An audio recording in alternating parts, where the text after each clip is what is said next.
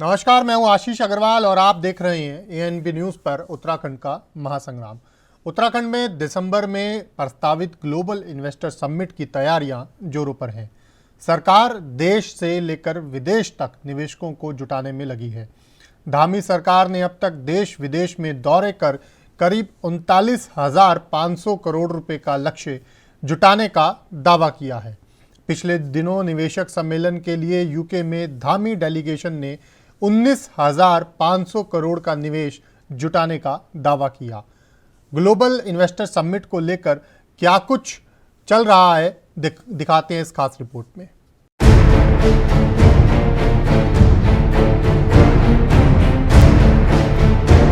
उत्तराखंड के विकास के लिए सीएम धामी देश से लेकर विदेश तक प्रयासरत हैं।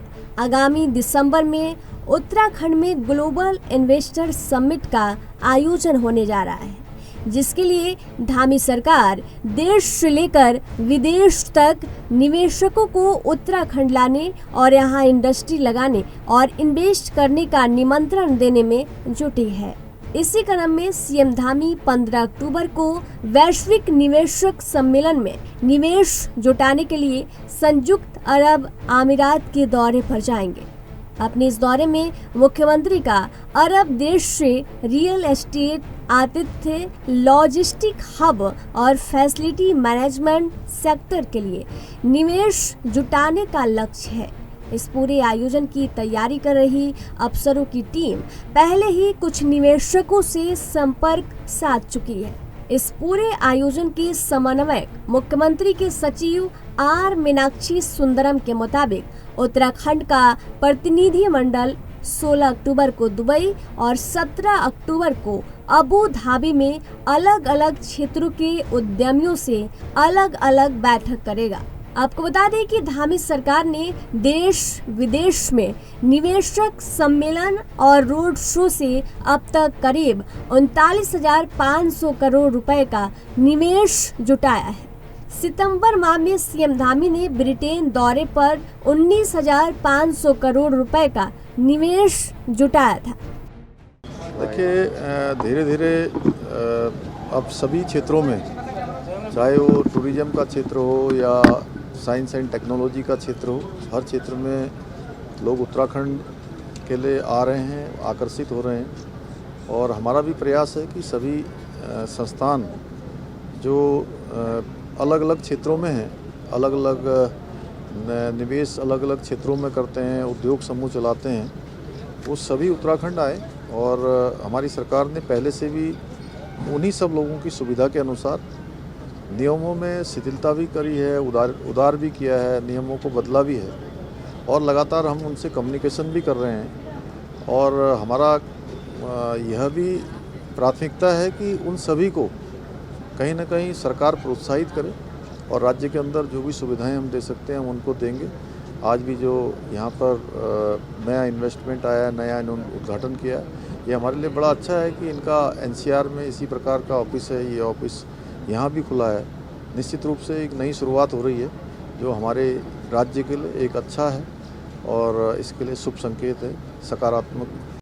ग्लोबल इन्वेस्टर समिट में विदेशी निवेशकों को आमंत्रित करने और उन्हें निवेश के लिए प्रोत्साहित करने के धामी सरकार के कदम अब तक सफल साबित हुए हैं। ग्लोबल इन्वेस्टर समिट में 2.5 लाख का लक्ष्य पूरा करने के लिए धामी दिन रात एक कर रहे हैं। देश से लेकर विदेश तक दौरे कर रहे हैं और अब तक सैकड़ों देश विदेश के निवेशकों से मिल चुके हैं। ग्लोबल इन्वेस्टर समिट में रखा गया 2.5 लाख करोड़ का लक्ष्य पूरा किया जा सके। सरकार के मुताबिक ग्लोबल इन्वेस्टर समिट में निवेश से उत्तराखंड में प्रदेश के युवाओं को रोजगार मिलेगा। एएनबी न्यूज के लिए देहरादून से तारिक अंसारी की रिपोर्ट। इन्वेस्टर समिट को कामयाब बनाने के लिए उत्तराखंड की धामी सरकार लगातार प्रयासरत नजर आ रही है। इसी क्रम में सीएम धामी 15 अक्टूबर यानी आज वैश्विक निवेशक सम्मेलन में निवेश जुटाने के लिए यूएई संयुक्त अरब अमीरात के दौरे पर जा रहे हैं। अरब देश से रियल एस्टेट, लॉजिस्टिक हब और फैसिलिटी मैनेजमेंट सेक्टर के लिए निवेश जुटाने का लक्ष्य है सरकार का। अफसरों की टीम लगातार ग्लोबल इन्वेस्टर समिट को कामयाब बनाने के लिए खाका तैयार करने में जुटी हुई है और इसी क्रम में पहले ही कुछ निवेशकों से संपर्क भी साध चुकी है।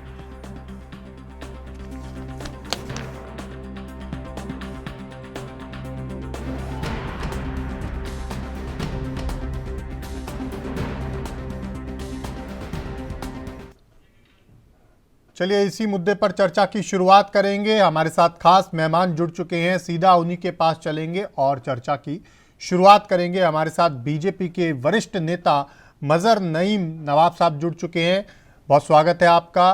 कांग्रेस के प्रदेश सचिव मयंक भट्ट साहब हमारे साथ हैं, आपका भी बहुत स्वागत है। और गणेश पाठक वरिष्ठ पत्रकार भी हमारे साथ हैं, आपका भी बहुत स्वागत है। शुरुआत नवाब साहब आपसे करूंगा। ग्लोबल इन्वेस्टर समिट दिसंबर में जो प्रस्तावित है उसके लिए प्रदेश की सरकार लगातार प्रयासरत नजर आ रही है। इसी क्रम में मुख्यमंत्री भी आज फिर एक बार विदेश दौरे पर जा रहे हैं, लेकिन जो सपने उत्तराखंड की जनता को दिखाए जा रहे हैं क्या वो धरातल पर पूरी तरह उतर पाएंगे? क्योंकि एक बड़ी चुनौती रहता है निवेश को लेकर आना। हमारे जिस तरीके से उत्तराखंड के मुख्यमंत्री युवा मुख्यमंत्री हैं और जिस तरीके से वो लगातार प्रदेश के विकास और युवाओं के रोजगार के लिए चिंताजनक स्थिति में रहते हैं, उनको इस उत्तराखंड से, क्योंकि वो यहाँ के उत्तराखंड के रहने वाले सैनिक परिवार, साधारण परिवार के से आते हैं, उन्होंने बहुत नजदीक से यहाँ के युवाओं की कठिनाइयों को देखा है और पूर्व में वो युवा मोर्चे के अध्यक्ष के रूप में उन्होंने भारतीय जनता पार्टी के संगठन में काम किया है। युवाओं से उनका जुड़ाव रहा है और युवाओं की कठिनाइयों को अच्छी तरीके से जानते हैं उत्तराखंड की। ये पहले ऐसे मुख्यमंत्री हैं अब तक उत्तराखंड बनने के बाद जो युवा की चिंता और रोजगार की चिंता, उत्तराखंड के कल्याण की चिंता, उत्तराखंड के विकास की चिंता में लगे हैं। अभी पूर्व में लंदन के दौरे पर गए थे, इंग्लैंड के दौरे पर, वहां से 1950 करोड़ रुपए का जो है निवेश लाए हैं, तो धरातल पर उतरने जा रहा है। और आज जिस तरीके से उनका दौरा संयुक्त राष्ट्र अमीरात में जाने का हो रहा है, उस दौरे को लेकर के सारे अधिकारी जितने हमारे भारत सरकार से संबंधित अधिकारी हैं या उत्तराखंड से संबंधित अधिकारी हैं, उन्होंने खाका बनाया है और उस पर उन्होंने काम किया है। ये फाइनल है, इसमें जो भी इन्वेस्टर आने हैं और जो भी योजनाएं आनी है वो उत्तराखंड के युवाओं के रोजगार के रूप में काम करेंगी। वो योजनाएं उत्तराखंड के युवाओं को रोजगार मिलेगा, यहाँ से कल्याण कम होगा। और उत्तराखंड में मैं समझता हूँ पिछले आने वाले 1-2 वर्षों में उत्तराखंड पूरी दुनिया में, पूरे हिंदुस्तान में प्रथम स्टेट ऐसा होगा जो अपने बलबूते पर खड़ा होगा। ठीक है नवाब साहब, सवाल बड़ा है। 2.5 लाख करोड़ का लक्ष्य रखा है प्रदेश की सरकार ने ग्लोबल समिट के जरिए, लेकिन प्रदेश छोटा है और आपको लगता है इतना बड़ा जो आर्थिक लक्ष्य है वो आप लोग पूरा कर पाएंगे? क्योंकि चुनौती अपार है। अभी तक सिर्फ करीब 60,000 करोड़ बल्कि 59,000 करोड़ का दावा किया जा रहा है कि 59,000 करोड़ का लक्ष्य पूरा कर लिया गया है। समय कम बचा है, ऐसे में आपको लग रहा है 2 लाख करोड़ का लक्ष्य पूरा हो पाएगा? बिल्कुल पूरा होएगा और हमारी सरकार इसके लिए पूरे प्रयास कर रही है, पूरी तरीके से लगी है। मुख्यमंत्री जी रात दिन भागा दौड़ी जिस तरीके से देश के प्रधानमंत्री 24 घंटे काम करते हैं, इसी तरीके से हमारे प्रदेश के मुख्यमंत्री 24 घंटे रात दिन लग कर के काम करते हैं और उनका एक मिनट वो उत्तराखंड की सेवा में। ठीक है, दिन रात मुख्यमंत्री प्रयास कर रहे हैं समिट को कामयाब बनाने के लिए और धरातल पर अपनी योजनाओं को उतारने के लिए। यह बीजेपी का दावा है। भट्ट साहब, आपके पास आऊँगा। किसी भी प्रदेश को आगे बढ़ाने के लिए कोई भी सरकार प्रयास करे, लेकिन आर्थिक निवेश आना बड़ा जरूरी होता है और इसके ऊपर शायद राजनीति भी नहीं होनी चाहिए, चाहे विपक्ष में बीजेपी हो या कांग्रेस या कोई अन्य राजनीतिक दल। लेकिन सवाल यह है, इस समिट में जिस तरह से सरकार ने कोशिश की हुई है, ऐसे में विपक्ष का कितना सहयोग सरकार के साथ? देखिए आशीष जी, अगर सरकार सही मायने में प्रदेश के विकास के लिए काम करेगी और निर्णय लेगी और इसको धरातल में उतारेगी, तो विपक्ष और विपक्ष के साथ साथ पूरा जनमानस सरकार के साथ खड़ा मिलेगा, उनको समर्थन देगा जी। लेकिन अगर सरकार की नीयत केवल इन बातों को कर इन आंकड़ों को दिखाकर और अखबारबाजी कर राजनीतिक लाभ और सच्ची लोकप्रियता हासिल करना है, तो विपक्ष सवाल पूछेगा, क्योंकि विपक्ष का धर्म में सवाल पूछता है और जनता भी सवाल पूछेगी। देखिए, अभी तक धामी जी 2022 के चुनाव से पहले मुख्यमंत्री बन गए थे और लगातार चुनाव के बाद भी बने हुए हैं। बात आती है कि भाई हम इन्वेस्टर्स को लेके आएंगे। मैं एक बात पूछना चाहता हूँ कि कुमाऊं मंडल का सबसे बड़ा शहर हल्द्वानी है और यहाँ पर एक बहुत पुरानी एक हमारी एक जिसे कह सकते हैं कि बिग स्केल इंडस्ट्री थी, एसएमटी। वो एसएमटी इंडस्ट्री जिसका पूरा इंफ्रास्ट्रक्चर बना हुआ था, स्थापित था और यहाँ तक कि कर्मचारियों के लिए आवास भी थे और एक समय पर वो ये औद्योगिक इकाई जो है इस क्षेत्र की शान हुआ करती है।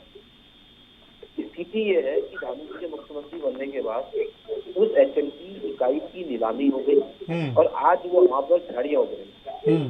तो देखिए, अगर वाकई काम करने की इच्छा शक्ति थी तो ऐसी एक औद्योगिक इकाई जो जिसके पास सारी इंफ्रास्ट्रक्चर अवेलेबल उपलब्ध था, आपने उसकी नीलामी कर दी और उसकी जगह आप कोई नई इकाई नहीं लेके आ पाए। तो ये सबसे बड़ा उदाहरण है ये साबित करने के लिए कि इनकी जो बाकी इन्वेस्टमेंट लाने की बात है, निवेशकों को लाने की बात है, उसमें कितनी सच्चाई है। दूसरी बात देखिए, राज्य के विकास के लिए ये बात ठीक है कि इन्वेस्टमेंट आना जरूरी है। अगर उद्योग आएंगे तो उसके साथ साथ कई और चीजें भी आएंगी, सकारात्मक माहौल बनेगा। लेकिन केवल इन उद्योगों के साथ साथ आपको ये भी देखना पड़ेगा कि प्रदेश का जो मध्यम वर्गीय व्यापारी है उसके व्यापार का क्या हो रहा है, उसके बिजनेस का क्या हो रहा है। आज प्रदेश की स्थिति ये है कि जो मध्यम वर्गीय व्यक्ति है और जो गरीब व्यक्ति, उसका जो छोटा व्यापार है, तो क्या उनको व्यापार करने का अधिकार नहीं है? आज प्रदेश का जो व्यापारी है वो हर तरीके से परेशान है, चाहे वो टैक्स के मामले में हो या अन्य मामले में।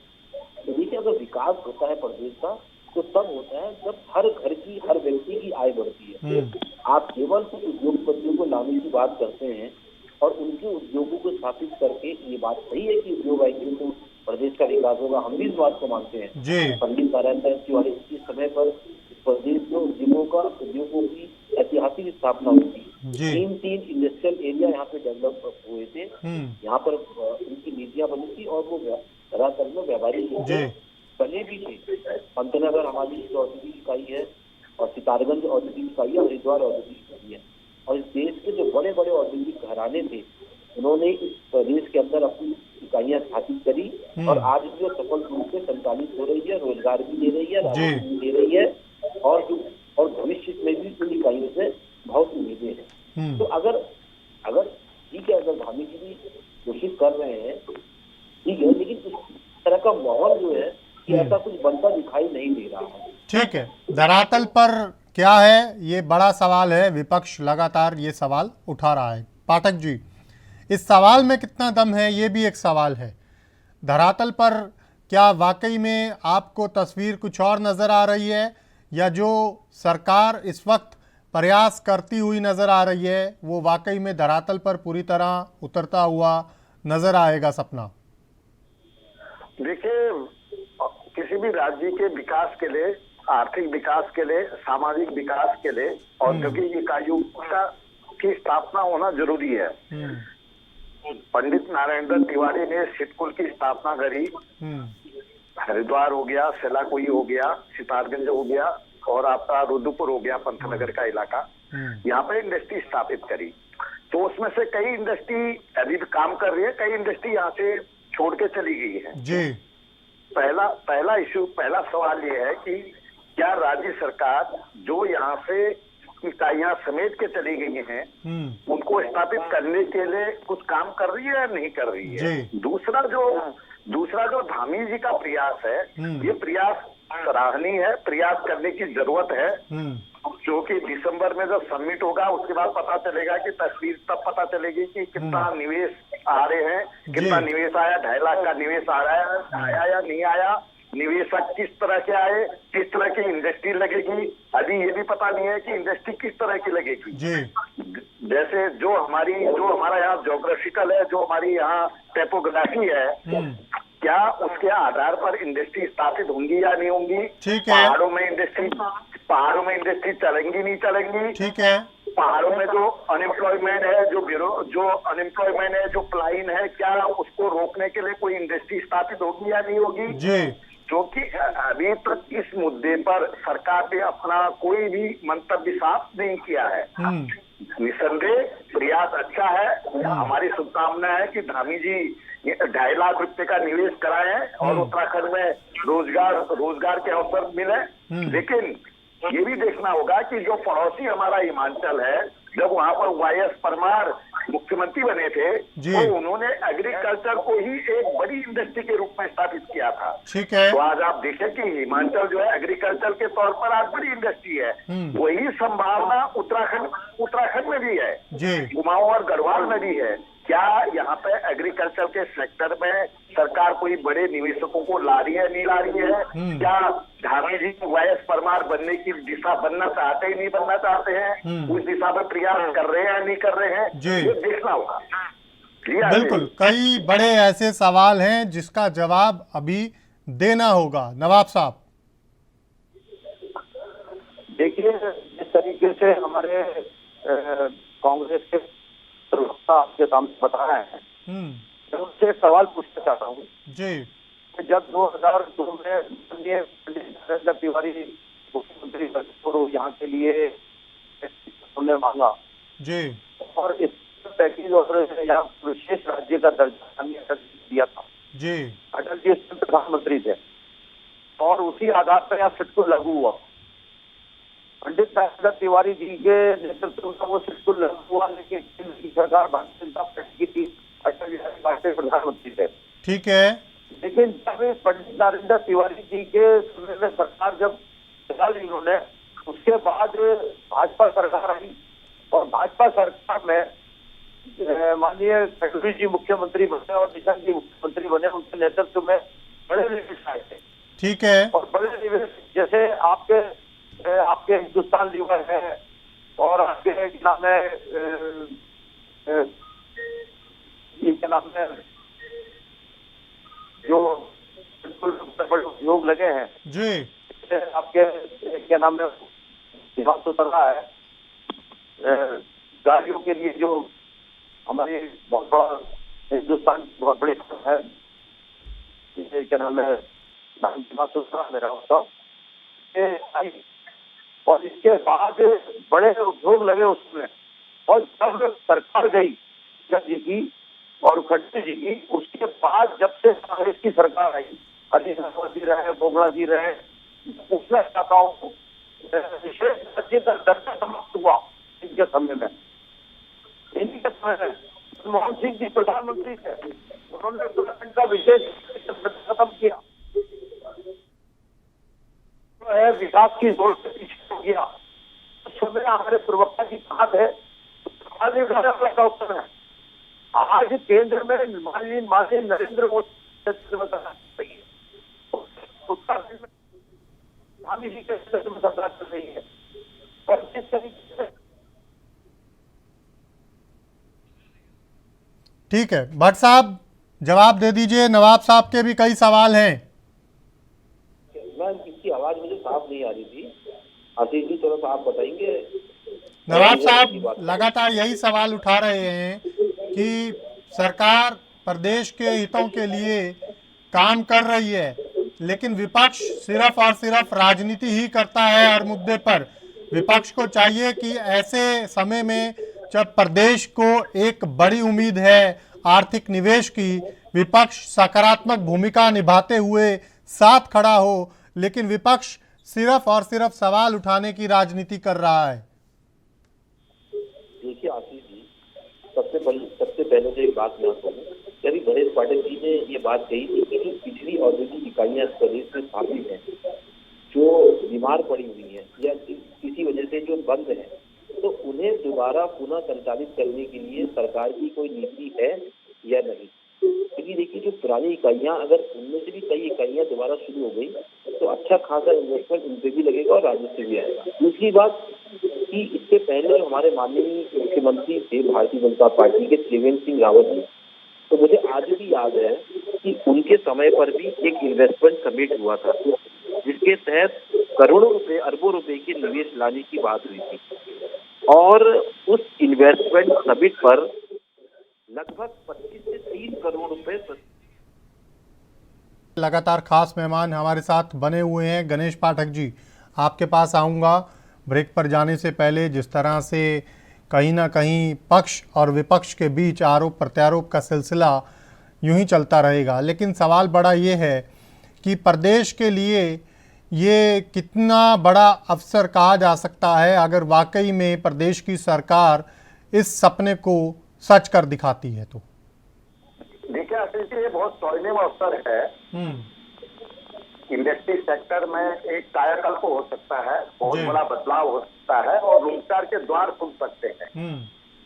अगर 2500 करोड़ का, 2500 लाख का अगर यहाँ पर अगर निवेश अगर हो जाता है तो एक बहुत बड़ी उपलब्धि हो जी। लेकिन फिर मैं आपको यही बता रहा हूँ कि सरकार को ये भी तय करना होगा कि जो हमारी आगे टैपोग्राफी है, जो भूगोल है, पहाड़ और मैदान का जो सामंजस्य है, उस सामंजस्य के आधार पर इंडस्ट्री की स्थापना की जाए। देखिए पिथौरागढ़ है, बागेश्वर है, चमोली है, पौड़ी है, उत्तरकाशी है, टिहरी है, ये जिले ऐसे हैं जहाँ औद्योगिक इकाइयां यहाँ स्थापित हो सकती है, इंडस्ट्री स्थापित हो सकती है। जो हमारा यहाँ प्राकृतिक संसाधन है, उन संसाधनों के आधार पर इंडस्ट्री हो सकती है जी।